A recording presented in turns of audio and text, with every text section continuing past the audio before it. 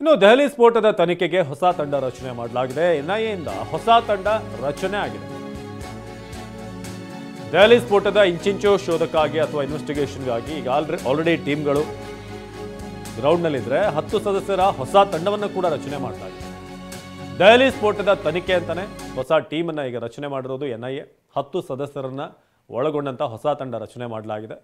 ದೆಹಲಿ ಸ್ಫೋಟದ ತನಿಖೆಯ ಬಗ್ಗೆ ಈ ಟೀಮ್ ರಚನೆ ಆಗಿರೋದು. ಸ್ಫೋಟದ ಹಿಂದಿನ ರೂವಾರಿ ಯಾರು, ಏನೆಲ್ಲ ಪ್ಲಾನ್ ಮಾಡಿದರು, ಇದೆಲ್ಲದರ ಬಗ್ಗೆ ಕೂಡ, ಜೊತೆಗೆ ಇವರ ಟೋಟಲ್ ಪ್ಲಾನ್ ಏನಾಗಿತ್ತು, ಎಲ್ಲೆಲ್ಲಿ ಬರೀ ದೆಹಲಿಗೆ ಮಾತ್ರ ಸೀಮಿತವಾಗಿತ್ತ ಅಥವಾ ಬೇರೆ ಬೇರೆ ನಗರಗಳಿಗೂ ಇತ್ತ ಅಂತ.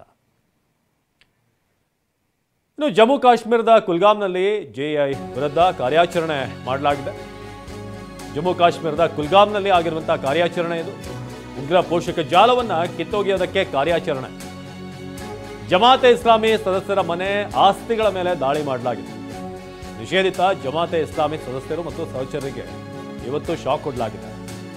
200ಕ್ಕೂ ಹೆಚ್ಚು ಸ್ಥಳಗಳ ಮೇಲೆ ಏಕಕಾಲದಲ್ಲಿ ಪೊಲೀಸರು ದಾಳಿ ನಡೆಸಿದ್ದಾರೆ. ಕಳೆದ 4 ದಿನದಲ್ಲಿ 400 ಕಡೆ ಸರ್ಚ್ ಮಾಡಲಾಗಿದೆ. ಹಿಂದೆ ಎನ್ಕೌಂಟರ್ ನಡೆದಂತಹ ಸ್ಥಳದಲ್ಲೂ ಕೂಡ ಅಲ್ಲೂ ದಾಳಿ ಮಾಡಲಾಗಿದೆ.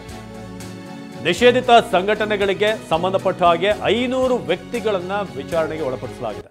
ಅನುಮಾನ ಬಂದ ಮೇಲೆ ಅನೇಕರನ್ನ ಈಗ ಬಂಧಿಸಿರುವಂತಹ ಪೊಲೀಸರು ಇದೀಗ ಜೆಐ ಈ ಒಂದು ಸಂಘಟನೆ ಜಮಾತೆ ಇಸ್ಲಾಮಿ ಇದೊಂದು ನಿಷೇಧಿತ ಸಂಘಟನೆ. ಇದರ ಸದಸ್ಯರ ಮನೆ, ಆಸ್ತಿಗಳ ಮೇಲೆ ದಾಳಿ.